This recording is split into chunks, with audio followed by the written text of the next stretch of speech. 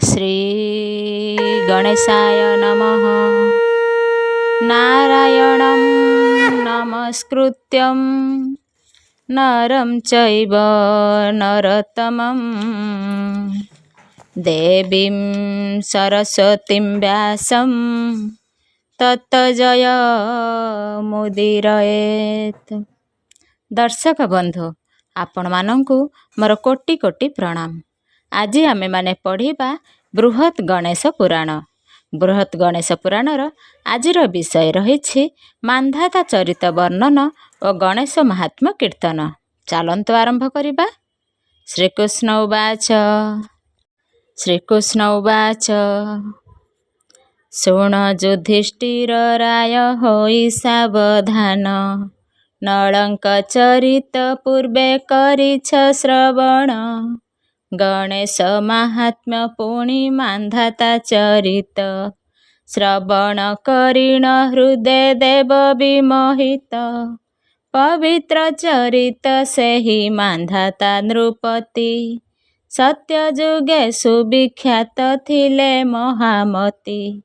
कौशल अयोध्या देश बोलिए भारते, सूर्यवंश राजा तहीं थिले ए जगते। धर्म नीति राजनीति प्रजा रक्षा रीति, सुनियमे सुशासने पाळुथिले पृथ्वी। सुकीर्ति अर्जन करी जाग अनुष्ठान, स्वर्ग आउ मर्त्य लोके थिले मोहियान। सेहि सूर्यवंशे जात मानधाता राजा, धर्म नीति धरी सुखे पाळे जन प्रजा। तांक राजुतिरे एक दृष्ट निशाचर, धुंदसुत नामे सेहु हेला अवतार।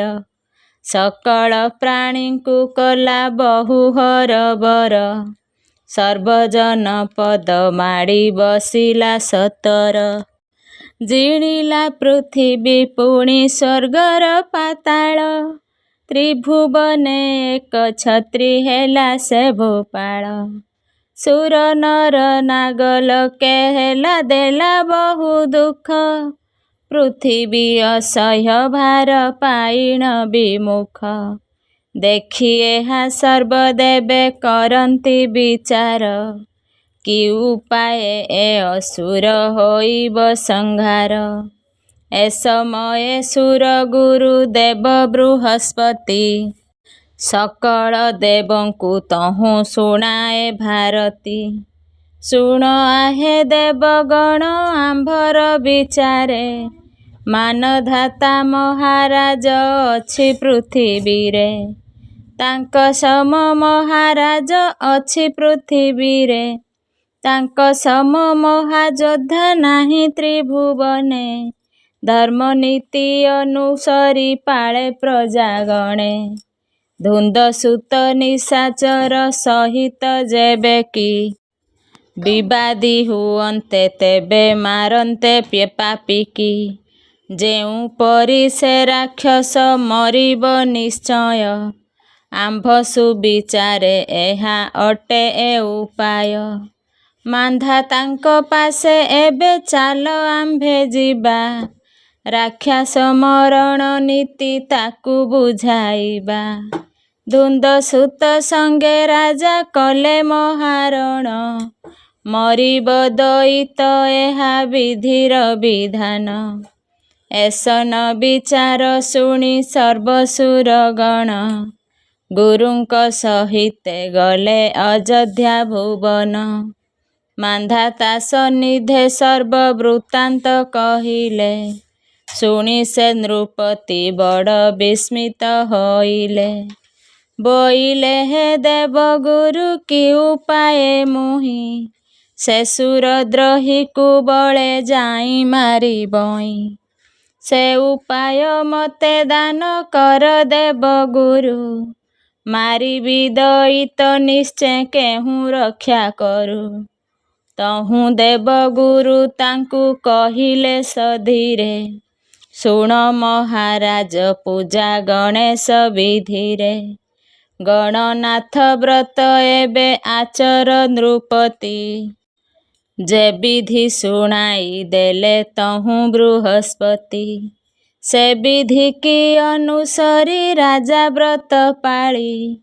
गणनाथ उपासना कले तांकु भाଳି। भक्ति भरे केते काल पूजी गणपति। पाइले बल विभूति सेहि नरपति। महाबले बलियान मान्धाता होई। धुंद सुत संगे तहु युद्ध कले जाई। घोर युद्धे दैतकु करिले निहत। गणनाथंक प्रसादे हेले से विख्यात। ए विषय इतिहासे अछि विस्तारित। कहिलु संक्षेपे फेड़ी जान कुंती सुत। जानती सकले धुंद सुत समाचार। धुंद मारी मान धाता हेले धुंद मार। कांतापति चरित। एथु अन्ते शुण आहे धर्मंक नंदन। कांतापति बोली एक थिला दैत्यगण। से पुण दुर्धस अति प्रतापी होइला। देवराज इंद्र सह युद्ध आरंभिला। से युद्धरे सचिपति बळे जाई हारी। अपमाने गुरु पासे करन्ते गुहारी। सुर गुरु तहु तांकु देले उपदेश। कर आहे गणपति पूजा हे सुरेश। गुरु उपदेश माति देवतांक पति। गणेश चतुर्थी व्रते बळाइले मति। से व्रतर फळे इंद्र हेले पराक्रमी। माइले कांतासुरकु वज्रांकुश घेनी। त्रिपुरासुर बध चरित। आउ एक कथा एबे शुण युधिष्ठिर। जाहा शुणिले तुम्भर दुख हेब दूर। दिने महादेवंकु जे पड़िला संकट। त्रिपुर असुर तांकु कला छटपट। विष्णु आदि त्रय विंश कोटि देवे मिली। महादेवंक सन्निधे कले जाई अळी। त्रिपुर नामक एक असुर जनमी। त्रिपुर ध्वंसिला रक्षा कर आहे स्वामी। व्यापिछि शरीर तार ब्रह्मांड मध्यरे। त्रिपुर जाक गिलिछि आंभ सहितरे। ता उदरे स्वर्ग मर्त्य पाताल समस्त। जीर्णकूपे पड़ी जथा हेउ अस्तव्यस्त। रक्षा कर तुम्भे प्रभु ब्रह्म सनातन। देव देव महादेव करुणा निधान। तुम्भ बिना ए संकट करिब के रक्षा। जगतर पिता माता दिय प्राण भिक्षा। ऐसन देवंक स्तुति शुणी महेश्वर।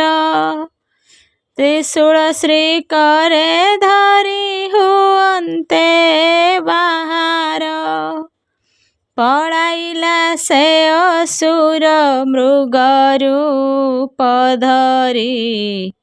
गोड़ाई अछन्ति पछे देव शूलधारी। चतुर्दश ब्रह्मांडरे वायु परकारे। ଘୁରଇ ଅସୁର ତାକୁ କେହୁ ଧରି ପାରେ। ଗୋଡ଼ାଇ ଗୋଡ଼ାଇ ଶିବ ହୋଇ ଅଶକତ, ଶେଷେ ଧନୁଶୂଳ ଛାଡ଼ି ହେଲେ ମୂର୍ଚ୍ଛାଗତ। ଏସ ନ ଦେଖି ଭବାନୀ ମୃଦୁ ହାସ କରି, ପରଶିଲେ ପତି ଅଙ୍ଗେ ସିଞ୍ଚି ସ୍ନେହ ବାରି। ଗିରିଜା କମଳ କର ସଞ୍ଚାଳନ ପରେ, ଚେତି ଉଠ ମହାଦେବ ଜାଣିଲେ ସତରେ। ଏ ଭବାନୀ ଚିତ୍ତ କ୍ଷିପ୍ତ ଅଟେ ସେ ତ୍ରିପୁର, ତେଣୁ ମୋର କରେ ଧରା ନ ଦିଏ ଅସୁର। ଅସାଧ୍ୟ ଜାଣିଣ ଶିବ କହିଲେ ଗୋସତୀ, ତ୍ରିପୁର ସୁନ୍ଦରୀ ତୁହି ହରୁ ସର୍ବଶକ୍ତି। କି ଉପାଏ ମୃଗ ରୂପୀ ଅସୁର ମରିବ, ତିନି ପୁର କେଉଁ ରୂପେ ରକ୍ଷା ଗ ପାଇବ। ଏହା ଶୁଣି ଭଗବତୀ କହିଲେ ସସ୍ମିତେ, ଆହେ ନାଥ ଗଣପତି ପୂଜ ଏକ ଚିତ୍ତେ। ଗଣନାଥ ପୂଜା ତହୁଁ କରିଲେ ଶଙ୍କର, ମହାଶକ୍ତିଧର ହୋଇ ମାରିଲେ ଅସୁର। ସେଦିନୁ ସେ ତ୍ରିପୁରାରି ନାମ ବୋଲାଇଲେ, ଅଭୟ ବର ପରଶୁ ମୃଗ ହସ୍ତ ଦେଲେ। ଅଭୟ ବର ପରଶୁ ମୃଗ ହସ୍ତ ହେଲେ। ତାରକାସୁର ବଧ ଚରିତ। ପୁନରପି କଥା ଶୁଣ ହେ ଧର୍ମ କୁମର, ତାରକା ନାମକ ଥିଲା ପ୍ରତାପୀ ଅସୁର। ତା ପ୍ରତାପେ ତ୍ରିଜଗତ ହେଲା ଥରହର, ଇନ୍ଦ୍ରାଦି ସକଳ ଦେବେ ହେଲେ ତା କିଙ୍କର। ସେ ପ୍ରଚଣ୍ଡ ମହାକୋପୀ ଜିଣିଲା ବ୍ରହ୍ମାଣ୍ଡ, ଭୟେ ସର୍ବ ପ୍ରାଣୀଙ୍କର ନ ଫିଟିଲା ତୁଣ୍ଡ। ଦେବତା ମନୁଷ୍ୟ ନାଗ ପଶୁ ପକ୍ଷୀ ଜୀବ, ପ୍ରତାପୀ ଅସୁର ତେଜେ ଯେହ୍ନେ ଗତ ଜୀବ। ବ୍ରହ୍ମା ବିଷ୍ଣୁ ରୁଦ୍ର ଇନ୍ଦ୍ର କାହାରି ହସ୍ତରେ, ନ ମରିବ ସେ ଅସୁର ବ୍ରହ୍ମାଙ୍କ ବରରେ। ଏପରି ତପସ୍ୟା କରି ଲଭିଛି ସେ ବର, ତେଣୁ ଏ ଜଗତେ ନାହିଁ ତାର କାର ଡର। ତାର ଉପଦ୍ରବେ ସର୍ବ ଜଗତ ସଂଘାର, ହେଲା ପରି ଶଙ୍କା କଲେ ଦେବାଦି ନିକର। ପୃଥ୍ୱୀ ଦେବୀ ଟଳ ଟଳ ତା ପାଦ ସଞ୍ଚାରେ, ମରୁ ଶିଖର କି ଭାଙ୍ଗି ପଡ଼ିବ ହୁଙ୍କାରେ। ପାତାଳରେ ବାସୁକୀର ମୁଣ୍ଡ ବ୍ୟଥା କଲା, ତ୍ରାହି ରବେ ଭୂମିକମ୍ପ ଗର୍ଜନ ଛାଡ଼ିଲା। ଚତୁର୍ଦ୍ଦଶ ବ୍ରହ୍ମାଣ୍ଡରେ ସର୍ବଜୀବମୟ ଆର୍ତ୍ତସ୍ୱରେ ଡାକ ଦେଲେ କରି ମହାଭୟ। ଆହେ ଆର୍ତ୍ତ ତ୍ରାଣ କୃପା ସିନ୍ଧୁ ଜଗନ୍ନାଥ, ରକ୍ଷା କର ଏ ସଙ୍କଟ ହୋଇଲୁ ଅନାଥ। ଅତି ଭାର ନ ସହିଣ ପୃଥ୍ୱୀ ଦେବୀ ଗଲା, ଦେବଗଣ ସହ ବ୍ରହ୍ମା ସଦନେ ମିଳିଲା। ଜଣାଇଲେ ସର୍ବେ ଏକ ମୁଖେ କରି ସ୍ତୁତି, ହେ ପରମ ଜ୍ୟୋତି ବହୁ ନିର୍ଗୁଣ ମୂରତି। ଅବ୍ୟକ୍ତ ବ୍ରହ୍ମ ଗୁଣାତୀତ ହୋଇ ନିଜେ ସ୍ୱରୂପେ ଅନନ୍ତ, ଅବ୍ୟକ୍ତ ବ୍ରହ୍ମ ରୂପେ ନିତ୍ୟ ଅବସ୍ଥିତ। ସୃଷ୍ଟି ସ୍ଥିତି ଲୟ ଆଦି ଏ ଜଗତେ କ୍ରିୟା, ପ୍ରକୃତି ପରମ ଯାର ନାମ ଅଟେ ମାୟା। ସେ ମାୟାରେ ଆଦି ଅନ୍ତ ମଧ୍ୟ ଅବସାନ, ତବିନା ନ ଜାଣେ କେହି ସକଳେ ଅଜ୍ଞାନ। ପିତା ମାତା ଦାତା ଭୁକ୍ତ ମୁକ୍ତିର ବାରତା, ଭୂତ ଭବିଷ୍ୟତ ବର୍ତ୍ତମାନର ବିହନ୍ତା। ଆମ୍ଭେ ସର୍ବଭୂତ ଗଣ ତ କାଳ ସମ୍ଭୂତ, ତବ ଇଚ୍ଛା ବଳେ ପୁଣି ଲଭିବୁ ପଞ୍ଚତ। ମାତ୍ର ଏକ କାଳ ସର୍ବ ପରାଣ ଉପରେ, ଭୟଙ୍କର ରୂପ ଏକ ଅଧିକାର କରେ।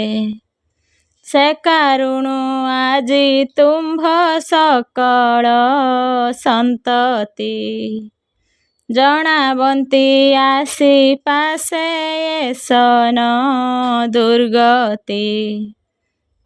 ତାରକା ନାମା ଅସୁର ଦେଲା ବହୁ ଦୁଃଖ, ରକ୍ଷା କର ପିତାମହ ନାହିଁ ଆମ୍ଭ ସୁଖ। ଏହା ଶୁଣି ବ୍ରହ୍ମା ତାଙ୍କୁ କହିଲେ ସଧୀରେ, ଆଶ୍ୱସ୍ତ ହୁଅରେ ବସ ଘେନି ଏ ବିଧିରେ। ଗଣନାଥ ଆଦି ଦେବତାଙ୍କୁ ଷଡ଼ାନନ, ପୂଜିଲେ ଅସୁର ନିଶ୍ଚେ ହୋଇବ ନିଧନ। ବ୍ରହ୍ମବାଣୀ ଶୁଣି ଦେବ ହୋଇଲେ ଆଶ୍ୱସ୍ତ, ଷଡ଼ାନନ କାଳେ ପୂଜା କରି ଗଣନାଥ। ମାରି ସେ ତାରକାସୁରେ ହେଲେ ତାରକାରୀ, କାର୍ତ୍ତିକେୟ ମହାସେନା ନାମ ଯାହାଙ୍କରି।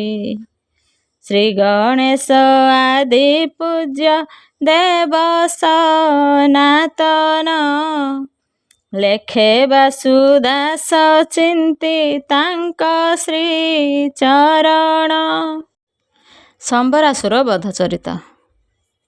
ଏଥୁ ଅନନ୍ତରେ ଶୁଣ ଧର୍ମ ଯୁଧିଷ୍ଠିର, ଆବର କଥାଏ କହେ ମନ କରି ସ୍ଥିର।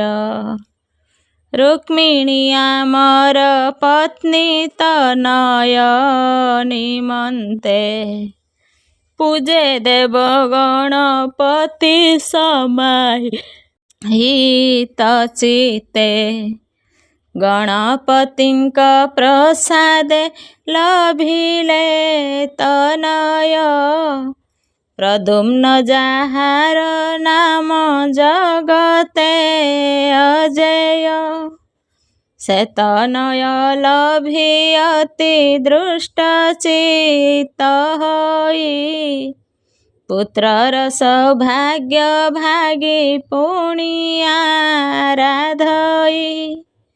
ରତ୍ନ ଜଡ଼ି ଆରତି ସୁଖେ ସଜାଡ଼ିଣ। ବନ୍ଦଇ ସେ ମହାନନ୍ଦେ ଗଣେଶ ଚରଣ। ନାନା ଦ୍ରବ୍ୟ ଉପହାରେ ସୁରଙ୍ଗ ପାଟରେ।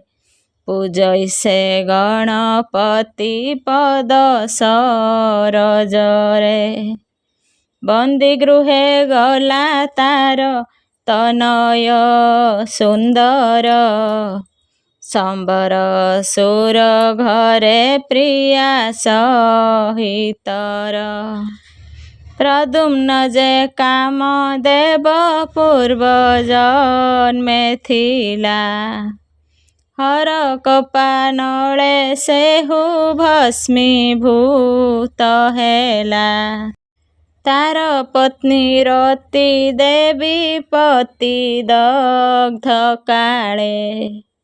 ଅସହ୍ୟ ବୈଧବ୍ୟ ଦୁଃଖେ କାନ୍ଦିଲା ବିକଳେ। ପତି ଭସ୍ମ ଚିତାନଳେ ନିଜ ଦେହ ପାତ। ଇଚ୍ଛିଲା ଯେ କାଳେ ଶୂନ୍ୟ ଶବ୍ଦ ହେଲା ଜାତ। ନତେ ଜଗରତି ଦେବୀ ତୁମ୍ଭରି ଶରୀର। ଲଭିବଟି ତୁମ୍ଭେ ଅଳ୍ପ କାଳେ ତୁମ୍ଭ ବର। ଦେବହିତେ ତୁମ୍ଭ ପତି ହର କପାନଳେ। ଭସ୍ମୀଭୂତ ହୋଇଛନ୍ତି ଜନ୍ମିବେ ସଂସାରେ।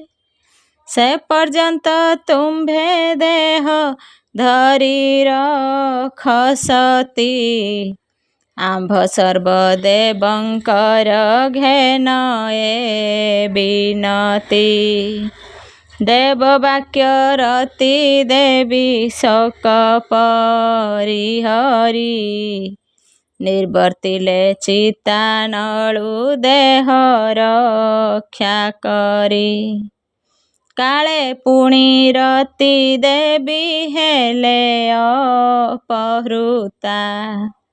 ସମ୍ବରାସୁର ଗୃହରେ ବନ୍ଧନ ପୀଡ଼ିତା। କେତେ ସେ ଅସୁର ତାଙ୍କୁ କରିଲା ବିନତି। ପତ୍ନୀ କରି ବିହରିବ ଅଭିଳାଷତି। କିନ୍ତୁ ରତି ଦେବୀ ଦୈତ୍ୟ ଠାରେ କଲେ ପଣ। ରୁକ୍ମିଣୀ ତନୟ ଯେବେ କରିବ ହରଣ। ଏନ୍ତୁଡ଼ି ଶାଳରୁ ଆଣି ମୋ ପାଶରେ ଦେବ। ତେବେ ଯାଇ ତୋ ସଙ୍ଗରେ ବିହାର ହୋଇବ। ଏ ସମୟେ କାମଦେବ ରୁକ୍ମିଣୀ ଗର୍ଭରୁ। ଜନ୍ମିଣ ଭୂତଳେ ପଡ଼ି କୁଆଁ କୁଆଁ କରୁ। ଚୋରାଇ ସମ୍ବରାସୁର ଶୂନ୍ୟ ଘେନି ଗଲା। ରତି ପାଶେ ନେଇ ତାକୁ ସମର୍ପିଣ ଦେଲା। ସଯତନେ ରତି ଦେବୀ ପାଳେ ନିଜ ପତି। ଏଣେ ଯେ ରୁକ୍ମିଣୀ ପୁତ୍ର ନ ଦେଖି କାନ୍ଦନ୍ତି। ନାରଦ ମହର୍ଷି ବାକ୍ୟ ଧୈର୍ଯ୍ୟ ଧରି ରହେ। କାଳାନ୍ତରେ ପୁତ୍ର ପ୍ରାପ୍ତି ଆଶା କରିଥାଏ। ଗଣେଶ ଅର୍ଚ୍ଚନେ ପୁତ୍ର ମୁଖ ମାତ୍ର ଦେଖି, ଶୋକେ ପୁଣି ବହୁଦିନ ହୋଇଲା ନିର୍ମାଖି। ପୁନଶ୍ଚ ଗଣେଶ ପୂଜା କରି ମନାସନ୍ତି, ପୁତ୍ର ସହ ପୁତ୍ର ବଧୂ ପାଇବି ଝଟତି।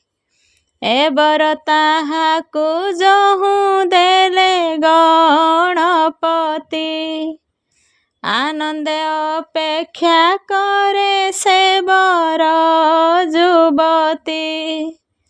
ଆସିଲା ସମୟେ ପୁଣି ରତିପତି କୋଳେ, କହିଲା ହେ ନାଥ ଏବେ ଚାଲ ପିତା କୂଳେ। ତୁମ୍ଭ ମାତା ପିତା ଏବେ ଝୁରନ୍ତି ତୁମ୍ଭଙ୍କୁ, ମାରିଏ ସମ୍ବରାସୁର ଯିବା ଦ୍ୱାରକାକୁ। ଗଣନାଥ ପ୍ରସାଦରୁ ମାରି ସେ ଅସୁର, ଅମ୍ବରାସୁର ନାମ ବହିଗଲେ ଯଦୁପୁର। ରୁକ୍ମିଣୀ ତନୟ ମୁଖ ଦେଖି ସୁଖୀ ହେଲେ, ପୁତ୍ରବଧୂ ଦ୍ୱାରକାରେ ଘେନିଣ ରହିଲେ। ଏତେ କଷ୍ଟ ଉଦ୍ଧାରନ୍ତା ଯେଉଁ ଗଣପତି, ତାଙ୍କ ପାଦେ ଭକ୍ତି ରଖ ନଥିବ ଦୁର୍ଗତି। ନୀଳଧ୍ୱଜ ରାଜା ଚରିତ। ଶ୍ରୀହରିଏ ସନ ବାଣୀ କହି ଯୁଧିଷ୍ଠିର, ଗଣେଶ ବିଭୂତି ପୁଣି ବଖାଣିଲେ ଧୀରେ। ଶୁଣ ଆହେ ଧର୍ମପତି ଅପର କାହାଣୀ, ଶୁଣନ୍ତେ ତୁମର ପାପ ଯିବ ବୈତରଣୀ। ମହିଷା ବେତି ନଗରୀ ଅଟେ ସୁଖଧାମ, ତହିଁ ରାଜପଣ କଲେ ନୀଳଧ୍ୱଜ ନାମ। ସେ ନଗ୍ରେ କରଇ ବାସ ଏକ ଦ୍ୱଜବର, ତାର ଏକ ପୁତ୍ର ମାତ୍ର ସେ ମୂଢ଼ ପାମର। ଗାଈ ବାଛୁରୀ ଚରାଇ ବୁଲଇ ସେ ନୀତି, ବ୍ରାହ୍ମଣ ବିଚରା ଭିକ୍ଷା ମାଗିଆ ସେ ରାତି। ଏହିପରି କେତେ କାଳ ଯହୁଁ ଗତ ହେଲା, ଦିନେ ତା ଜନନୀ ଗଣପତି ସେବା କଲା। ଉପବାସେ ରହି ଗଣ ଦେବଙ୍କୁ ଭଜଇ, ଆହେ ଗଣନାଥ ମୋତେ ଦୁଃଖ ଦିଅ ନାହିଁ। ମୋତେ ପୁତ୍ର ଦେଇଅଛ ଦିଅ ଜ୍ଞାନ ଭାବ, ସ୍ୱାମୀ ମୋର ଭିକ୍ଷା କରି ଯେବେ କି ଆଣିବ, ତେବେ ଆମ୍ଭେ ତିନି ପ୍ରାଣୀ ବଞ୍ଚିବୁ ନିୟତ। ନହିଲେ କଷ୍ଟରେ ଦିନ ଯିବଟି ଆମ୍ଭତ। ତୁମେ ଆଦିନାଥ ପ୍ରଭୁ ବିଘ୍ନ ବିନାଶନ, ଆମ୍ଭ କଷ୍ଟ ଫେଡ଼ ଏବେ ଦେଇ ଜ୍ଞାନ ଧନ। ଏସନ ପୂଜିଣ ଦ୍ୱିଜ ରମଣୀ ନମଇ, କିଛି ଦିନ ପରେ ଦ୍ୱିଜ ସମ୍ପତ୍ତି ଲଭଇ। କିଛି କିଛି ଜ୍ଞାନ ଲାଭ କଲା ତା ନନ୍ଦନ, ରାଜ ଦରବାରେ ଯାଏ ଛାଡ଼ି ଗୋଚାରଣ। ନୀଳଧ୍ୱଜ ସଭାକୁ ସେ କରେ ଗତାୟତ। ତାଠାରେ ରାଜାଙ୍କ ପ୍ରୀତି ହୋଇଲା ବହୁତ। ଦିନୁ ଦିନ ରାଜ ଅନୁଗ୍ରହ ପାଇଅତି। ସେ ଦ୍ୱିଜ ବାଳକ ମନୁ ଛାଡ଼ିଲା ଭୀତି। ଗମ୍ଭ ଦମ୍ଭ ଅଭିମାନ ବଢ଼ିଲା ତାହାର। ରାଜାଙ୍କ ସନ୍ତୋଷେ ଯହୁଁ ପାଏ ଅଧିକାର। ରାଜା ପୁଣି ନ ଦେଖନ୍ତି ତାକୁ ଯେଉଁ ଦିନ। ସେଦିନ ନୃପତିଙ୍କୁ ଯେ ନ ରୁଚଇ ଅନ୍ନ। ଯେଦିନ ସେ ଦ୍ୱିଜ ସୁତ ନ ଯାଏ ସଭାକୁ। ନିଦନ ମାଡ଼େ ନ ରୁଚେ ଭୋଜନ ରାଜାଙ୍କୁ। ବହୁ ଅଧିକାରୀ ବୋଲି ବିପ୍ରସୂତ ଜାଣି। ଅତିଶୟ ମନ ହୃଦେ ହେଲା ଅଭିମାନୀ। ଦିନେ ତା ଜନନୀ ଗଣନାଥ ବ୍ରତ ସାରି। ପୂଜା ଉପସାର ଗିରି ହସ୍ତେ ଘେନି କରି। ଗଣେଶ ପୂଜନେ ଭକ୍ତି ଭରେ ଦିଏ ମନ। ଏ ସମୟେ ସେହି ପୁତ୍ର କଲା ଆଗମନ। କହିଲା ମାଲ ମୋତେ ଲାଗେ ବଡ଼ କ୍ଷୁଧା। ଦିଅ ଖାଇବାକୁ ବେଗେ ଜାଣି ତୋର ଶ୍ରଦ୍ଧା। ଜନନୀ କହଇ ପୁତ୍ର ଶୁଣ ମୋ ବଚନ। ପୂଜା ସାରି ଦେବି ତତେ ଉତ୍ତମ ଭୋଜନ। କିଛି କ୍ଷଣ ଧୈର୍ଯ୍ୟ ଧର ନ ହୁଅ ବ୍ୟାକୁଳ। ମାତା ବାଣୀ ନ ଶୁଣି ସେ କରିଲା କନ୍ଦଳ। ରସ ଭରେ ମାତା ଆଗେ ହୋଇ ଉପସ୍ଥିତ। ଗଣେଶ ପ୍ରତିମା ଗୋଟି ଯେ ହୁଏ ପୂଜିତ। ପଦାଘାତ କରି ତାକୁ ଦେଲା କଗଡ଼ାଇ। ପଟ ମୂର୍ତ୍ତି ମାତା କରୁ ନେଲା ଛଡ଼ାଇ। କ୍ରୋଧେ ମାତାଙ୍କୁ ସେ ବହୁ ଝଙ୍ଗାସିଣୀ କହି। ପୂଜା ଛାଡ଼ି ମାତା ବସି ରସେ ମୁଖ ନାଇଁ। ସେ ଦୃଷ୍ଟ ବାଳକ ପୂଜା ଦ୍ରବ୍ୟ ମାନ ନେଇ। ଘର କୋଣେ ରଖିଦେଲା ମାତା ତହୁଁ କହି। ଆରେ ଦୁରୁଦଣ୍ଡ ତୁହି କିଛି ନ ଜାଣିଲୁ। ତୋ ପାଇଁ ଯାହାକୁ ପୂଜେ ତାହା ନଷ୍ଟ କଲୁ। ଏଥିରେ ତୋହର ବା କେଉଁ ଭଲ ହେବ। ମୋ କପାଳେ ସେ ବିଧାତା ଯାହା ଲେଖିଥିବ। ମାତାର ବଚନ ଶୁଣି କହେ ସେ ବାଳକ। ଭଲ ନହେଲେ ଅଇଲ ଯାହା ଥିବ ଏକ। ଏହା କହି ଗଲା ତହୁଁ ନୃପତି ସଭାକୁ। ମନରେ ଦୁଶ୍ଚିନ୍ତା କରି ଯାଏ ଅମାର୍ଗକୁ। ପୁତ୍ର ଯିବା ଦେଖି ମାତା ହୋଇ ସୁଦୁଃଖିତା। ପୂଜା ସଜାଡ଼ିଲା ପୁଣି କରିଷ୍ଟ ଚିନ୍ତା। କର ଯୋଡ଼ି ଗଣପତି ପଦେ ଦେଇ ମନ।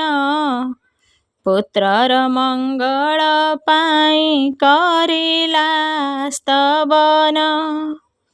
ଆହେ ଦେବ ଗଣନାଥ ବିଘ୍ନ ବିନାଶନ। ଅଜ୍ଞାନ ବାଳକ ଦୋଷ କରନ୍ତୁ ଖଣ୍ଡନ। ସର୍ବପରାଧ ଯେବେ ପୁତ୍ର କରିଥାଇ। ସ୍ନେହ ଆଶୀର୍ବାଦେ ତାହା କ୍ଷମ ହେ ଗୋସାଇଁ। ତାପରତା ମାତା ପୂଜା ସାରି ଦୁଃଖେ କହେ। ତେଣେ ପୁତ୍ର ଉପବାସେ ରାଜଦ୍ୱାରେ ଯାଏ। ରାଜସଭା ମାର୍ଗ ହୁଡ଼ି ଯାଏ ଉଆସକୁ। ପ୍ରବେଶି ଦେଖଇ ରାଜା ରାଣୀ ପହୁଡ଼କୁ। ଏହା ଦେଖି ମହାଭୟ କରେ ସେ ବାଳକ। ଫେରିଲା ତର ତରରେ ମନେ ଅଛି ଦକ। ଛେଦ କରୁ ମନେ ଭ୍ରାନ୍ତି ଯହୁଁ ପୂଜିଲା। ଆପଣା ପାଦୁକା ତହିଁ ଚିହ୍ନି ନ ପାରିଲା। ରଜା ପାଦୁକାକୁ ଘେନି ଅଇଲା ପଳାଇ। ପିତା ପାଶେ ଉପସ୍ଥିତ ହେଲା ବେଗେ ଯାଇ। ଉଷା କାଳେ ରାଜା ରାଣୀ ପହଡ଼ରୁ ଉଠି। ପାଦୁକା ଲାଗି ହେବାକୁ ଦେଲେ ଯହୁଁ ଦୃଷ୍ଟି। ନୃପତି କହିଲେ ମୋ ନୁହେଁ ପରିତ୍ରାଣ। କାହାର ପାଦୁକା ଏଠି ଅଇଲା କେଶନ। ରାଣୀ ତହୁଁ କହେ ପ୍ରଭୁ ମୋତେ ଜଣା ନାହିଁ। ଶୁଣିଥିଲି ଦ୍ୱିଜ ସୁତ ଆସେ କାହିଁ ପାଇଁ। ନୀଳଧ୍ୱଜ ରାଜା ଏହା ଶୁଣି ମନ ମାରି। ହକାରିଲେ କଟୁଆଳେ ଯାଅ ବେଗ କରି। ଘେନି ଆସ ସେ ଦୁର୍ଦ୍ଦଶ ବ୍ରାହ୍ମଣ ଟୋକାକୁ। ଚଣ୍ଡାଳ ହସ୍ତରେ ଦେଇ ବୁଲାଅ ତାହାକୁ। କହୁଁ କହୁଁ ଗଲେ ଧାଇଁ ତହୁଁ କଟୁଆଳେ। ଧରି ଆଣି ସମର୍ପିଲେ ରାଜାଙ୍କ ଛାମୁରେ। ଚଣ୍ଡାଳ ହସ୍ତରେ ଦେଇ କହିଲେ ନୃପତି। ନେଇ ଅରଣ୍ୟରେ ମାର ଏ ଦ୍ୱିଜ ସନ୍ତତି। ଚଣ୍ଡାଳ ସେ ବାଳକକୁ ଯହୁଁ ଘେନି ଗଲେ। ଏ ସମ୍ବାଦ ତା ଜନନୀ ତକ୍ଷଣେ ଶୁଣିଲେ। ଆତୁରେ ସେ ଗଣପତି ଠାରେ କଲେ ଧ୍ୟାନ। କର ଯୋଡ଼ି ବୋଲେ ରକ୍ଷା କର ପୁତ୍ର ପ୍ରାଣ। ଆହେ ଗଣନାଥ ପ୍ରଭୁ ସେବା କରି ମୋହି। ପାଇଅଛି ତୁମ୍ଭ କୃପା ବଳେ ହେଁ ଗୋସାଇଁ। ରକ୍ଷା କର ପୁତ୍ର ପ୍ରାଣ ରାଜା ଆଦେଶରୁ। ତୁମ୍ଭ ବିନା ନାହିଁ କେହି ରକ୍ଷେ ସଙ୍କଟରୁ। ମାତାର ବିନତି ସ୍ତୁତି ଶୁଣି ଗଣପତି ବିପ୍ରରୂପ ଧରି ଗଲେ ନୃପତିର କତି। ନୀଳଧ୍ୱଜ ରାଜା ତାଙ୍କୁ ଦେଖି ଦିବ୍ୟ ରୂପ, ବିନୟରେ ଭକ୍ତି ଭରେ ପ୍ରଣପିମି ସ୍ୱରୂପ। ଆଶୀର୍ବାଦ କରି ବିପ୍ର ଶୁଣାଏ ନୃପଙ୍କୁ, କାହିଁ ପାଇଁ ଦେଶ କର ସେ ଦ୍ୱିଜ ସୁତକୁ। କିଛି ଦୋଷ ନାହିଁ ତାର ଶୁଣ ନୃପରାଣ, ନିରପରାଧ ବାଳକ ନ ଶୋଭେ କୃପଣ। ନ ମାର ଆହେ ଦୟାଳୁ ନୃପତି, ଅବିଚାର ନ କରନ୍ତୁ ନ ଘଟୁ ବିପତ୍ତି। ଏକେ ବିପ୍ରସୂତ ପୁଣି ବାଳକ ନିର୍ଦ୍ଦୋଷୀ, ବ୍ରହ୍ମ ହତ୍ୟା ବାଳ ହତ୍ୟା ପାପେ ନୁହଁ ଦୋଷୀ। ଗଣରୂପୀ ଆଗନ୍ତୁକ ଦ୍ୱିଜ ବାଣୀ ଶୁଣି, ମନରେ ନୃପତି ଭୟ କରି ଚିନ୍ତେ ପୁଣି। କି କଲି ମୁଁ ବିପ୍ରସୂତ ଦୋଷେ ଦଣ୍ଡିଲି, କୁଆଡ଼େ କାହିଁ ନେଲେ ଖୋଜ ଏବେ ବୋଲି। ସେହି କ୍ଷଣି ଚାର ଗଣେ ଆଦେଶନ୍ତେ ନୃପ, ବାୟୁ ବେଗେ ଗଲେ ଖୋଜି ଯହିଁ ବଧ ସ୍ତୂପ। ଦେଖିଲେ ସେଠାରେ ବିପ୍ରସୂତ ଚିହ୍ନ ନାହିଁ, କଟୁଆଳେ କହିଲେ ସେ ବିପ୍ରସୂତ କାହିଁ। ବଧକାରୀ ବୋଲେ ଆହେ ଥିଲା ସେ ଏଠାରେ, ଏକ୍ଷଣି କାହିଁ ଉଭାଇ ଗଲା ସନ୍ମୁଖରେ। ଖୋଜି ପୁଣି ଗଲେ ବିପ୍ର ଆଳୟ ତୁରନ୍ତେ, ଦେଖିଲେ ସେ ବିପ୍ରସୂତେ ଗୃହେ ଉପଗତ। ମାତା ପାଶେ ବସିଅଛି ଆନନ୍ଦ ମନରେ, ଫେରି ଆସି ଜଣାଇଲେ ନୃପତି ଛାମୁରେ। ଆଗନ୍ତୁକ ପୁଣି କାହିଁ ହୋଇଛି ଅନ୍ତର, ଜାଣିପାରି ରାଜା ଦେବକୂଟକୁ ଭାଗିଲେ। ଜାଣିପାରି ରାଜା ଦେବକୂଟକୁ ଭାବିଲେ, ଭାଗ୍ୟେ ମୋର ମହାପାପୁ ଦ୍ୱିଜ ଉଦ୍ଧାରିଲେ। ଧନ୍ୟ ଧନ୍ୟ ମୋର ଇଷ୍ଟ ଦେବ ଭଗବତୀ, ରକ୍ଷା କଲୁ ବ୍ରହ୍ମ ବାଳ ହତ୍ୟାରୁ ଝଟତି। ତେଣେ ବିପ୍ରସୂତ ମାତା ପାଶେ ଉପସ୍ଥିତ, ଦେଖି ମାତା କୃତ୍ୟ ହେଲା ଆନନ୍ଦିତ। ଗଣନାଥେ ବହୁ ସ୍ତୁତି କରି ତା ଜନନୀ, ଧନ୍ୟ ଗଣପତି ମତେ ଦେଲ ପୁତ୍ରମଣି। ବଧଭୂମି ଠାରୁ ମୋର ପୁତ୍ର ଉଦ୍ଧାରିଣ, ଦେଲ କୃପା ବହି ଏବେ କଲି ମୁଁ ଦର୍ଶନ। ତୁମର ଅସୀମ ଦୟା କି ବର୍ଣ୍ଣିବ ଦେବ, ମୁହିଁ ତ ଅବଳା ମୋରେ କୃପା ଦୃଷ୍ଟି ଥିବ। ପୁଣି ସେ ବାଳକ ନୃପ ଘରେ ଆସେ ଯାଏ। ନୃପତି ତାଠାରେ ବହୁ ପ୍ରୀତି କରିଥାଏ।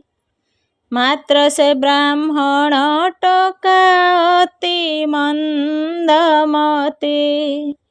ନ ବୁଝଇ ଗଣପତି ମହିମା କିମିତି। ଶୁଣ ହେ ଧର୍ମସୂତ କାରଣ ତାହାର। ସେ ବାଳକ ବ୍ୟବହାର ନୁହଁଇ ମଧୁର। ଦିନେ ରାଜପୁତ୍ର ଆସେ ଦ୍ୱିଜ ସୁତ ଘର। ଏ ସମୟ ଆସି ମିଳେ ସେ ଦ୍ୱିଜ କୁମର। ମୁଖ ଧୌତ କାରଣେ ନୃପତି କୁମରେ। ଜଳପାତ୍ର ନେଇ ଦେଲା ଆନନ୍ଦ ମନରେ। ହେଲା ତହିଁ ଅକରୁଣା ଗଣନାଥଙ୍କର। ଯେ ଆଶ୍ଚର୍ଯ୍ୟ କଥା ହେଲା ଶୁଣ ଯୁଧିଷ୍ଠିର। ମୁଖ ପ୍ରକ୍ଷାଳନ ପାତ୍ର ଛୁରୀ ହୋଇ ଖରେ। ରାଜପୁତ୍ର ମୁଣ୍ଡ ଗୋଟି ଲାଗେ ଢାଳ ପରେ। ତହୁ ରାଜପୁତ୍ର ମୁଣ୍ଡ ହେଲା ଜଳପାତ୍ର। ଅଚିହ୍ନା ହୋଇଲା ରାଜସୁତ ଏ ବିଚିତ୍ର। ଏ କୌତୁକ ପୁରବାସୀ ଦେଖନ୍ତି ସେଠାରେ। ଦ୍ୱିଜ ସୁତ ଏ ଚରିତ ଦେଖି ଭୟ କରେ। ମନେ ମନେ ଭଗବାନ ଧ୍ୟାଏ ଦ୍ୱିଜ ସୁତ। କି କରିବି ଏ ବିପଦୁ ରଖ ହେ ଅଚ୍ୟୁତ। ସେହି କାଳେ ଏ ଆଶ୍ଚର୍ଯ୍ୟ କଥା ଦେଖି କରି। ସକଳେ କହିଲେ ଏହା ହେଲା ଯାଦୁଗିରି। ଚାଲ ଯିବା ରାଜା ଆଗେ କହିବା ସକଳ। ବ୍ରାହ୍ମଣୀ ସୁତ ମାରିଛି ରାଜାର ଦୁଲ୍ହାଳ। ଏହି କଥା ଜଣାଇଲେ ରାଜାର ଛାମୁରେ। ଶୁଣି ନୃପ ଘର ଦୁଃଖେ ବୋଲେ କ୍ରୋଧ ଭରେ। ମାର ମାର ସେ ବ୍ରାହ୍ମଣୀ ସୁତକୁ ସୋତର। ସେ ଶଠ ନିର୍ଲଜ ଦୃଷ୍ଟ କାହିଁ ଅଛି ଧର। ତା ମୁଖ ଯେପରି ମୁହିଁ ନ ଦେଖଇ ଆଉ। ମାର ତାକୁ ସେ ଦୁର୍ଦ୍ଦାନ୍ତ ପ୍ରାଣରେ ନଥାଉ।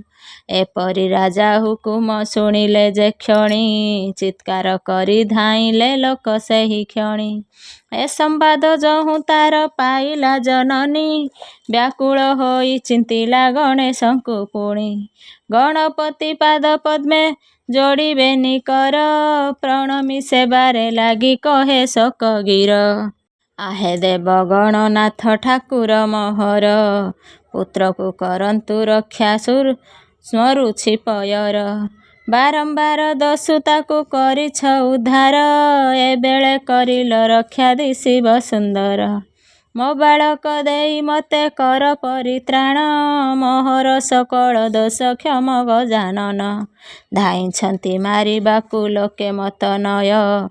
ହେ ଆରତ ତ୍ରାଣନାଥ ହୁଅନ୍ତୁ ସଦୟ। ଏ ସକଟୁ ରକ୍ଷା କରି ମତେ ଦିଅ ସୁତ। ଅକାଳ କର୍ମଦାୟକ ଦୟାନିଧି ତୁତ। ଏ ଆରତ ବାଣୀ ଶୁଣି ଦେବ ଗଣପତି। ଦ୍ୱିଜ ରୂପ ଧରି ତହିଁ ପ୍ରବେଶ ଝଟତି। ବ୍ରାହ୍ମଣୀକୁ ବଇଲେ ସେ କିମ୍ପାଇ ତୁ ଲୋଡ଼। ଜାଣୁ ନାହିଁ ତୋହ ପୁତ୍ର କର୍ମ ଏବେ ପଡ଼ୁ। ତା ଯେ ଯେଉଁ କର୍ମ କରଇ ତା ଫଳ ସେ ପାଏ। ତାର ବିନା ଅନ୍ୟ କେହି ପାଇ ଗୋମାଏ। ତୋର ପୁତ୍ର କରିଅଛି ଯେପରି କରମ। ତାର ପ୍ରତିଫଳ ସେହି ପାଇବ ଏ ଧର୍ମ। ମତେ ତୁହି ପୂଜା କରୁ ତାହାର ନିମୁତେ। ସେ ତ ମତେ ନ ଚିହ୍ନିଲା ନାହିଁ କଦାଚିତେ। ସେଦିନ ସେ ମୋହ ପ୍ରତି ଚରଣ ପ୍ରହାର। କରିଗଲେ ସେ ଫଳ ସେ ପାଏ ବହୁବାର। ସେ ଦୃଷ୍ଟ ବାଳକ ତୋର ନିତାନ୍ତ ଅଜ୍ଞାନ। ତା ପାଇଁ ତୁ କିମ୍ପା ଏତେ କରୁ ନିବେଦନ। ଏପରି ସେ ଗଣପତି କହନ୍ତେ ବୁଝାଇ, ମାତା ପୁଣି ଶୋକ ଭରେ ଲୋତକ ଗଡ଼ାଇ। ଜାଣିପାରି ଗଣନାଥ ପଦେ କରେ ସ୍ତୁତି, ହେନ ଆହେ ଆଦି ଦେବ ମୋର ଏ ବିନତି। ପୂଜି ଦେବ ଗଣପତି ପ୍ରଣମି ସେ କାଳ, ଅନେକ କରଇ ସ୍ତୁତି ପ୍ରଭୁ ପାଦ ତଳେ। କର ଯୋଡ଼ି ବାରମ୍ବାର କରେ ନିବେଦନ, ଆହେ ପ୍ରଭୁ ମୋ ବାଳକ ନିତାନ୍ତ ଅଜ୍ଞାନ। ତାହାଠାରେ କୃପା କର କରୁଣା ନିଧାନ, ଅଜ୍ଞାନ ବାଳକ ଦୋଷ ଖଣ୍ଡ ଭଗବାନ। ବ୍ରାହ୍ମଣୀର ଦୃଢ଼ ଭକ୍ତି ଜାଣି ଗଣପତି, କୃପା କରି ପୁଣି ତାକୁ ଆଶ୍ୱସ୍ତି କହନ୍ତି। ନକର କ୍ରନ୍ଦନ ଆଗ ଦ୍ୱିଜ ସାମନ୍ତିନୀ, ତୋର ଭକ୍ତି ବଳେ ପୁତ୍ର ପାଇବୁ ଏକ୍ଷଣି। ଚଣ୍ଡାଳୁ ହସ୍ତୁ ଛଡ଼ାଇ ଆଣିବୁ ନିଶ୍ଚୟ, ଅବାଧ୍ୟ ତ ବାଳ ପୁଅ ଦେବୁ ଅଥୟ। ଏହା କହି ଗଣପତି ଆସିଲେ ସେଠାକୁ, ଚହିଁ ଦ୍ୱିଜ ସୁତ ଥିଲା ସେ ବଧ ଭୂମିକୁ। ଚଣ୍ଡାଳ ଗଣଙ୍କୁ ଦେଖି କହେ ଗଣନାଥ, କି କାରଣେ ଶିଶୁ ମୁଣ୍ଡ କାଟିବ ହେ ଦୂତ। ଏହା ଶୁଣି ସର୍ବଦୂତେ କଲେ ନିବେଦନ, ଏ ଆମ୍ଭ ରାଜକୁମାର କରିଛି ନିଧନ। ଏ କାରଣୁ ଏହା ମୁଣ୍ଡ କାଟିବୁ ନିଶ୍ଚୟ, ଶୁଣି ଗଣନାଥ ବୋଲେ ହୁଅ ତୁମ୍ଭେ ଥୟ। ଆମ୍ଭେ ଦେଖି ଆସିଅଛୁ ତୁମ୍ଭ ରାଜସୁତ, ଖେଳୁଛନ୍ତି ଦେଖ ଯାଇ ନ ମାର ଏ ହାନ୍ତ। ଏହା ଶୁଣି ଯାଇ ଆସି ରାଜାଙ୍କ ସନ୍ନିଧ, ବଣାଇଲେ ବେଗେ ପୁଣି ସକଳ ପ୍ରଣଧି। ଆହେ ମହାରାଜା ଏବେ ଶୁଣ ହେତୁ କରି, ମଥା ନାହିଁ କେହି କଥା ଶୁଣାଏ ଏପରି। ଶୁଣି ତାର କଥା ବଡ଼ ଆଶ୍ଚର୍ଯ୍ୟ ଲାଗଇ, କେତେ ବିପ୍ରସୂତ ସଙ୍ଗେ ଯୁବରାଜ ଥାଇ। ଖେଳୁଛନ୍ତି ବୋଲି କହିଗଲେ ସେଉ ଭାଇ, ଖୋଜାଇ ଆଣନ୍ତୁ ଏବେ ମହିମା ଗୋସାଇଁ। ଏହା ଶୁଣି ନୃପତି ଯେ ଡାକି ଚାରଗଣ, ଆଜ୍ଞା ଦେଲେ ଆମ୍ଭ ସୁତ ଖୋଜି ବେଗେ ଆଣ। ଆଜ୍ଞା ପାଇ ସୁସେବକ ଗଲେ ଖରତରେ, ରାଜସୁତଙ୍କୁ ଆଣିଲେ ନୃପତି ଛାମୁରେ। ପୁତ୍ର ମୁଖ ଦେଖି ରାଜା ହେଲେ ଆନନ୍ଦିତ, ଚନ୍ଦ୍ର ଉଦେ ଯେହ୍ନେ ବାରାନିଧି ପୁଲକିତ। ତହୁଁ ଦୂତମାନଙ୍କୁ ସେ ରାଜା ଆଜ୍ଞା ଦେଲେ, ବେଗେ ଯାଇ ଦେଖ କାହିଁ ଦ୍ୱିଜ ଶିଶୁ ନେଲେ। ଚଣ୍ଡାଳେ ଯେବେ କି ମାରୁଥିବେ ସେ ବାଳକ, ମନା କରି ଘେନି ଆସ ନ ଦେଇ ଧମକ। ଦୂତେ ଶୁଣି ଧାଇଁ ଗଲେ ଅରଣ୍ୟ ଭିତରେ, ବ୍ରାହ୍ମଣୀ ତନୟ ଆସେ ମାତା ସଙ୍ଗତରେ। ଏହା ଦେଖି ରାଜା ପୁଣି ହୋଇଲେ ବିସ୍ମିତେ, ଅତି ସମାଦର କରି ନମିଲେ ତୁରନ୍ତେ। ବ୍ରାହ୍ମଣୀର ପାଦ ଧୋଇ ମସ୍ତକେ ଲଗାଇ, ଆସନେ ବସାଇ ଧୀରେ ବଚନ ପୁଛଇ। ଏ ତୁମ୍ଭର ପୁତ୍ର ଗୋଟି ବଡ଼ ଦୁଷ୍ଟପଣ, କରିବାରୁ ଆମ୍ଭେ ତାକୁ ଦଣ୍ଡୁ ଏ କାରଣ। 2 ବାର ବଧ ଦଣ୍ଡ କରନ୍ତେ ନ ମରେ, ବଞ୍ଚିଯାଏ କେଉଁପରି ବିଚାରୁ ମନରେ। କିଛି ମୃତ୍ୟୁ ସଞ୍ଜୀବନୀ ଯୋଗ କି ଗୋ ଜାଣ, ନୋହିଲେ ବାଳକ କେହ୍ନେ ଯିଏ ପୁନ ପୁନ। ଏ ନିଦାନ ବୁଝିବାକୁ ଡକାଇ ତୁମ୍ଭଙ୍କୁ, ଅଣାଇଲୁ କହ ଦେବି ସେ କଥା ଆମ୍ଭଙ୍କୁ। ଏହା ଶୁଣି ସେ ବ୍ରାହ୍ମଣୀ ଉଠି ଆଶୀର୍ବାଦ, କରନ୍ତେ ନୃପତି ଶିର ନଇଁ ପଡ଼େ ପାଦ। ଉଠି ରାଜା ବ୍ରାହ୍ମଣୀର ପୁତ୍ର ଶିର ପରେ, ଶୁକ୍ଳ ଶାଢ଼ୀ ବାନ୍ଧି ଦେଲେ ଆପଣା ହସ୍ତରେ। ଏହା ଦେଖି ସେ ବ୍ରାହ୍ମଣୀ ଅତି ସୁଖ ପାଇ, ଧନ୍ୟ ରାଜା ତୋର ବୁଦ୍ଧି କାହିଁ ଦେଖି ନାହିଁ। ମୋ ପୁତ୍ର ଦରିଦ୍ର ଦ୍ୱିଜ ଅଜ୍ଞାନ ବାଳକ, ଏହାଠାରେ ଶ୍ରୀ ଛାମୁଙ୍କ ହେଲା ଯେ ବିବେକ। ସେଥିରେ ଆଶ୍ଚର୍ଯ୍ୟ ଏବେ ହେଲା ଯେ ଏଠାରେ, ପ୍ରଭୁ ଭକ୍ତି ଦ୍ୱିଜ ସେବା ଅଛି ତୁମ୍ଭଠାରେ। ୟହ ପର ଜଗତରେ ତୁମ୍ଭେ ଯଶ ଧନ, ଲଭିଛ ତୁମ୍ଭଙ୍କୁ ମିଳୁ ଦିବ୍ୟ ଧନ ଜ୍ଞାନ। ଏମନ୍ତ କହନ୍ତେ ଦ୍ୱିଜ ରମଣୀକୁ ପୁଣି, ଆନନ୍ଦ ମନେ ସେ ରାଜା ପୁଛେ ଯୋଡ଼ି ପାଣି। ଆନନ୍ଦ ମନେ ସେ ରାଜା ପୁଛେ ଯୋଡ଼ି ପାଣି, ଘେନ ଗ ବ୍ରାହ୍ମଣୀ ମୋର ବିନୟ ଭକତି। ଯାହା ପଚାରିବ ତାହା କହନ୍ତୁ ଝଟତି। ତୁମ୍ଭେ କେଉଁ ମନ୍ତ୍ର ଜାଣିଅଛ ଗୋ ସୁମତି, ଯାହା ଯୋଗେ ବଞ୍ଚାଇଲ ତୁମ୍ଭର ସନ୍ତତି। ବଧ ଭୂମିରୁ ଉଦ୍ଧାର ଆଣୁଛ କିପରି, କେଉଁ ଦେବ ଆରାଧନା ଫଳଟି ଏପରି। ଜାଣିଥିଲେ ଅନୁଗ୍ରହ କରିବ ଆମ୍ଭଙ୍କୁ, ପୂଜିବୁ ଅବଶ୍ୟ ସତ୍ୟ କହିଲୁ ତୁମ୍ଭଙ୍କୁ। ଏହା ଶୁଣି ସେ ବ୍ରାହ୍ମଣୀ କହେ ନୃପତିଙ୍କି, ଶୁଣ ନୃପ ପୂଜେ ମୁହିଁ ଶ୍ରୀ ଗଣପତିଙ୍କି। ତାଙ୍କୁ ପୂଜା କରି ନୀତି ସର୍ବବାଧା ହରି, ସକଳ ଦୁର୍ଗତି କଷ୍ଟୁ ଯାଉଅଛି ତରି। ଆହେ ମହାରାଜ ତୁମ୍ଭେ ପୂଜ ଗଣପତି, ଧ୍ୟାନ ଧରି ଏକନିଷ୍ଠେ ହୋଇ ସ୍ଥିରମତି। ପ୍ରସନ୍ନ ହୋଇବେ ସେହୁ ଅନାଦି ଗୋସାଇଁ, ସର୍ବବାଧା ବିଘ୍ନ କଷ୍ଟ ଜୀବଟି ମିଳାଇ। ଏ ବଚନ ଶୁଣି ରାଜା ହୋଇ କୃତକୃତ୍ୟ, ସତ୍ୟ ସତ୍ୟ ବ୍ରାହ୍ମଣୀ ଗୋ କହିଲ ଯା ସତ୍ୟ। ତବ ବାଣୀ ଶିର ଧାର୍ଯ୍ୟ କରୁଛି ତ ମାଏ, ସେହି ଦେବ ଗଣନାଥ ନାଦି ଗୋସାଇଁ। ପୂଜିବି ଆଜହୁଁ ତାଙ୍କ ପାଦ ପଦ୍ମ ଧ୍ୟାଇ, ତେବେ କେଉଁ ବିଧିରେ ସେ ଦେବଙ୍କୁ ପୂଜିବି, ସେ ବିଷୟ ବୁଝାଇ ଗଦିଅ ମହାଦେବୀ। ତହୁଁ ସେ ବ୍ରାହ୍ମଣୀ ଅତି ହରଷ ଅନ୍ତରେ, ମହାରାଜାଙ୍କ ବଢ଼ାଇ ଦେଲେଟି ସତରେ। ନୀଳଧ୍ୱଜ ରାଜା ଧୀରେ ପାଇ ଉପଦେଶ, ବ୍ରାହ୍ମଣୀର ପାଦ ତଳେ ନାଇଁ କରି ମାଥ। ଭକ୍ତି କରି ବିନୟରେ କହେ ମୃଦୁବାଣୀ, ଘେନ ଆଗ ଗରୁ ପତ୍ନୀ ଦକ୍ଷିଣା କଲ୍ୟାଣୀ। ଘେନି ସେ ବିପୁଳ ଦ୍ରବ୍ୟ ପୁତ୍ର ସହିତରେ, ଆଶୀର୍ବାଦ କରି ଦିଜ ନାରୀ ସେ କାଳରେ। ଆନନ୍ଦ ମନରେ ନିଜ ଘରକୁ ଆସଇ, ରାଜା ଗଣପତି ପୂଜା ସେ ଦିନୁ କରଇ। ହୋଇଲା ସକଳ ସୁଖ ଗଲା ଦୁଃଖ ମନ, ବ୍ରତ ପ୍ରଭାବରେ ରାଜା ହେଲା ମହୀୟାନ। ସୁତା ପତ୍ନୀ ବିତ ରାଜ୍ୟ ସର୍ବ ସମୃଦ୍ଧରେ, ନୀଳଧ୍ୱଜ ଶୋଭା ପାଏ ଧନ୍ୟ ସେ ମହୀରେ। ଗଣନାଥ ପୂଜା କରି ଆହେ ଧର୍ମସୂତ, ଅଚିରେ ତୁଟିବ ଦୁଃଖ ଲଭି ରାଜ୍ୟ ବିତ। ଶୁଣିଲ ତ ଗଣପତି ପ୍ରଭୁଙ୍କ ମହିମା, କେତେ ବିପତ୍ତିରୁ ତାରେ ନାହିଁ ତାର ସୀମା। ବିଘ୍ନ ବିନାଶନ ନାମ କରୁଣା ନିଧାନ, ପୂଜିଲେ ତାହାଙ୍କୁ ନର ଲଭେ ମହାଜ୍ଞାନ। ବିପଦ ନାଶଇ ସୁଖ ସମ୍ପତ୍ତି ଦିଅଇ, ଅଗ୍ରପୂଜ୍ୟ ଗଣପତି ପଦ ଯେବେ ଧ୍ୟାଇ। ତୁହ ଧର୍ମସୂତ ଏବେ ମନ ଦୃଢ଼ କର, ଗଣନାଥ ପାଦ ପଦ୍ମ ହୃଦେ ନୀତି ସ୍ମର। ଯଥା ବିଧି ଯଥା କାଳେ ପୂଜ ଗଣପତି, ଘୁଞ୍ଚିବ ଏ ବନବାସ କ୍ଲେଶର ଦୁର୍ଗତି। ଶତ୍ରୁ ଭୟ ଯିବ ରାଜ୍ୟ ପ୍ରାପତି ହୋଇବ, ଅଖଣ୍ଡ ବିଭୂତି ଲଭି ସୁଖେ ବିଳସିବ। ଏ ମନ ମାହାତ୍ମ୍ୟ ଗାଥା ଶୁଣାଇ ଶ୍ରୀପତି, ଯୁଧିଷ୍ଠିର ମନ ମଧ୍ୟେ କରିଲେ ବସତି। ଆହେ ଦେବ ନାରାୟଣ ମୋ ଗୁହାରି ଶୁଣ, ଧର୍ମ ଯୁଧିଷ୍ଠିରେ ଦେଇ ଯେଉଁ ମନ୍ତ୍ର ପୁଣ। ସେହି ବିନାୟକ ମନ୍ତ୍ର ଜପୁ ଏ ପାମର, ନିତ୍ୟ ନୈମିତିକ କାମ୍ୟ କର୍ମେ ନିରନ୍ତର।